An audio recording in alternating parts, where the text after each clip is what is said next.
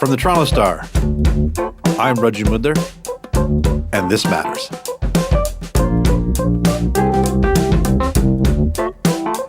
Voting is the lifeblood of any democracy. So what happens when an electorate feels like they were misled?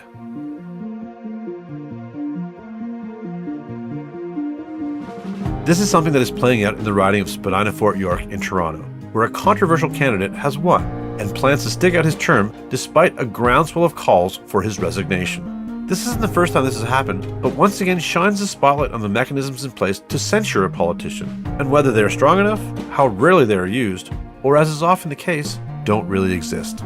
Jacques Gallant covers politics for the Star. He joins us to discuss this recent political controversy and some of the ways politicians can be punished when controversy arises. Jacques, always a pleasure to have you on the show. Thanks so much for coming back. Thanks for having me. Okay, Jacques, you're here to discuss the controversy surrounding Kevin Wong, who is the newly elected MP of Spadina-Fort York. Can you please give us a little bit of a recap of what's happened so far? Yeah, so what happened is after the election call, Kevin Wong was the Liberals' candidate in Spadina-Fort York. He was running for the Liberals. And then just days before the election, some of my fantastic Star colleagues, Evie Kwong, Alex Ballingal, and Alicia Hashem, came out with a story that he had been charged in 2019 with sexual assault, and the charge had been withdrawn by the Crown, and that Wong has denied any wrongdoing with regards to that. The story was especially significant because no one seemed to have been aware, like not the voters who voted for him in the advanced polls and not the Liberal Party, that he had been charged with sexual assault in the past, even though that charge had been withdrawn. No one seemed to know that he had been charged. So that set a lot of things in motion just days before the election. He became a disavowed Liberal candidate. The Liberals said if he does go on to win on September 20th on the election, he won't sit with us in the House of Commons. He won't be a Liberal. And because this all happened just days before the election, under the election rules, it was way too late for the Liberals to put a new candidate in there. And it was way too late for Elections Canada to change the ballots on election day. So even on election day, the ballot still identified him as a Liberal candidate. And he did go on to win the election. And he has since said that he won't be resigning and that he'll sit in the House as an independent. I think a large part of this is due to that timing of when this story came out. It was in that week, sort of the advanced polls had happened, election day was here. So now there's plenty of people who are upset that this came to light that may have voted for him. You've spoken to some of them. There's also a petition to remove him. What is sort of the sentiment of the people in his riding? So quite a few people feel that they wasted their vote. These are like words that they've been using when I've spoken with them, that they've wasted their vote, that they were cheated out of their vote, that they feel deceived. So these are people who voted for him in the advanced polls or voted by mail, all of which would have taken place before the Star story came out. So before they knew that he had been charged with sexual assault and that the charge had been withdrawn, but before knowing any of that. They're really upset. They want a do-over. It's very limited in what the options are at this point, but they really would like something to happen where they could go vote again. Like they're just really frustrated and angry and they feel let down. And there is, like you mentioned, a petition. I think at this point it's garnered almost 5,000 signatures from people saying that Kevin Vuong should resign. But like I said earlier, he doubled down over the weekend and said he will absolutely not be resigning. Okay, I was just going to confirm that. He has been, like right now, he's been cast aside by the Liberals. He's been pressured by a lot of people to resign, including the former councillor, Adam Vaughan there. But he plans to stay in office, right? Yes, he does. He put out a brief statement on the weekend saying he will sit as an independent in the House of Commons. And like you said, despite his predecessor as MP, Adam Vaughan, saying he should resign, local councillors, other Liberal MPs, the Federal Liberal Riding Association, numerous constituents, former colleagues, they all say he should go. Opposition MPs, opposition MPPs, they all say he should resign, and he is not going anywhere, or so he says. So now the question is there anything that can be done to remove him from office? So technically, yes, there is one option, and that is the House of Commons could expel him, meaning a majority of the MPs vote to kick him out of the House. And if that happens, the seat is declared vacant and it sparks a by-election. And what's especially noteworthy about that process is that it doesn't preclude him from running in that by-election. So he would be kicked out of the House, but he could absolutely run again in that by-election. And as some experts have pointed out, that would be his opportunity to, offer his defense to the voters as to why he didn't disclose to the Liberals in the first place about the sexual assault charge and let voters decide. But he would be running as an independent in such a by-election if that were to happen. And as we know from history, it's very difficult for independents to begin with to win an election, but I would assume even more so for someone with his baggage. So that is an option that exists. Now, whether it'll actually happen, whether they would actually expel him, extremely unlikely is what I've heard from political experts.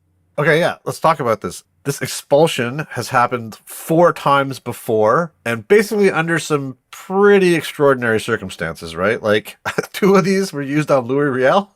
Yes. Yeah. Yeah. 4 times, twice on Louis Riel. And so that's like the mid 19th century. So it's been used very rarely. The last time it was used was in 1947. It was a Quebec MP who had already been convicted under the Official Secrets Act, charges related to spying for the Soviets. And he was already in prison.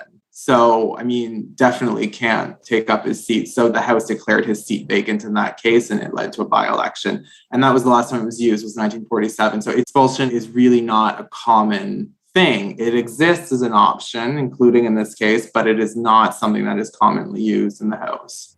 I guess the question is why not? Like, are there fears of setting a precedent? And really, is there a bit of a self-preservation thing going on here? Yeah, probably. As one expert pointed out in a story I did this week, Emmett McFarland at the University of Waterloo had said that this is not the first time that it's happened that a candidate from pretty much any party, where we learn new information about them kind of after they've been elected, where it leads us to think, oh, well, if I had known that at the time, I would have never voted for him. I feel cheated. So it's like, what's the threshold here? Is it every time we learn later on that an MP failed to disclose key information during the campaign is the threshold that they should then be expelled from the House? Like, it could definitely create a bit of a slippery slope. And so that could be one reason why the MPs have been hesitant to ever go there. Is it when a candidate or a party leader has made very specific promises and then failed to carry those promises out once elected? Should they therefore be expelled from the House? Like, there's no set rules. It's totally up to the House to expel. They don't really need a basis to do it. But expelling in the case of Kevin Wong would certainly set a precedent. And I think a lot of MPs would probably be hesitant to go there because of that.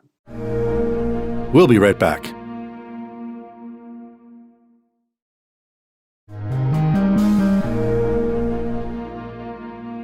I know it's hard to get into the specifics of this thing, but this charge was withdrawn. Would it make a difference if this charge was still there? Would that trigger any other sort of penalties? If he was still charged with a crime, I think that could certainly increase the possibility that he would be expelled if he refused to resign. But it's important to note that whether he's facing a charge or was charged at some point and that charge was now withdrawn doesn't actually matter when it comes to expulsion. Like, expulsion can technically happen for any reason. The House totally governs itself. They could totally expel for really any reason. But the fact that if he was still facing a charge, I think that could increase the likelihood that some MPs might be actually tempted to vote to expel if he refused to resign. I have a sort of broad question about this, but let's just also talk a little bit about how we got here. Obviously, this gentleman, and you could argue he's broken the trust because he chose not to disclose something. But it feels really to me like part of this is the failure of the vetting process, which something that every political party should undertake. But honestly, this is another sign. Feels like it's getting a bit more lax. What do you think about that, Jacques? I think the Liberals and all parties will definitely be taking a closer look because of this at their vetting process to see if there are any holes that need to be filled. One of the things is that if you look at the party's national rules for candidates, one of the things they do ask for is a criminal record check. But, Kevin Wong was never convicted of anything, so the criminal record check would not turn up anything. And it would appear that they don't check if individuals have been charged in the past and those charges have been withdrawn. And I wonder if the parties even know that this is something they can do. Journalists do it all the time, so it's not really clear to me why the Liberals don't know they can do this. In Ontario, for example, you can email the Ministry of the Attorney General, or you can call up any courthouse with the name of the person and their date of birth, which I would assume the Liberals have, and ask, has this person ever been charged with anything? I did it again just last week for Kevin Vuong just to show that it's possible. And by the end of the day, I got an email back saying a charge of sexual assault had been withdrawn in November 2019.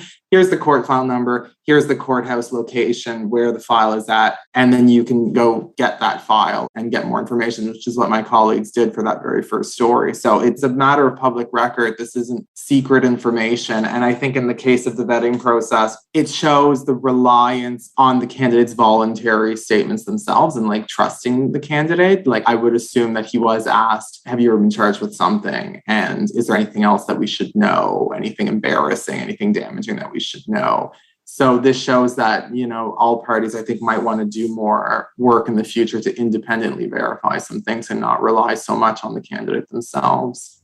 I know this is a broad question, and it often comes up. It came up with the former Mayor of Toronto, Rob Ford, but it just seems like Canada does not have mechanisms really for removing people for office, or at least ones they use. Obviously, the U.S. has the impeachment process for the president. What do you think about that? Because obviously it comes up, and there are these controversies, and people say maybe there should be something, but what do you think about it? I spoke with a political science professor at the University of Toronto, Christopher Cochran, and we talked about recalls, which they have in some US states. We saw it in California where there was an attempt to recall the governor recently and that failed. And he said, and I've heard this from other political science experts who are also against recalls, he said that recalls would just lead to constant campaigning, even when there's no actual election. It would just be a constant effort by elected officials to ensure that they actually can remain in office. And it would lead to a lot of disruptions in the ridings if there were recalls. And that recalls also lead to a lot of misinformation being circulated, as we saw in the California recall. And so from what I've heard, at least, that the verdict has kind of been that we should not have a recall law in Canada, even though I've also heard that if ever we did get a recall law, like the Kevin Wong case is probably the best example of why we should have one. But the general consensus seems to still be that it's best that we don't. So let's just play out some of the scenarios here. It seems to me this is like the one thing that everyone can actually agree on, and that this guy should resign. But what happens if he does resign? So if he resigns, it leads to a by-election. That's what happens. And he could technically run again in a by-election that he sparked by resigning. But that's what happens. And that's what a lot of the voters want. A lot of the people who voted for him in the advance polls and by mail. Okay, and then the scenario that looks like it's probably going to play out, he stays in office. Yeah, if he stays, he sits as an independent in the House of Commons, which means, he doesn't get much attention. He doesn't get much speaking time. He doesn't get to sit on any committees. He doesn't really get to make much of a mark. And a lot of his constituents who I've spoken to have said they're frustrated by that because they won't have a representative part of the government, which is what a lot of them had hoped for. They thought they were voting for a Liberal MP. So he just sits as an independent. He'll probably be completely ignored, and he'll sit until the next election. And because it's another minority government that was just elected, it's unlikely that he'd be there for the full 4 years. He might be there for up to 2 max, unless, of course, he does decide later on down the road before the next election to resign. Are there any other consequences that he might face as a result of this?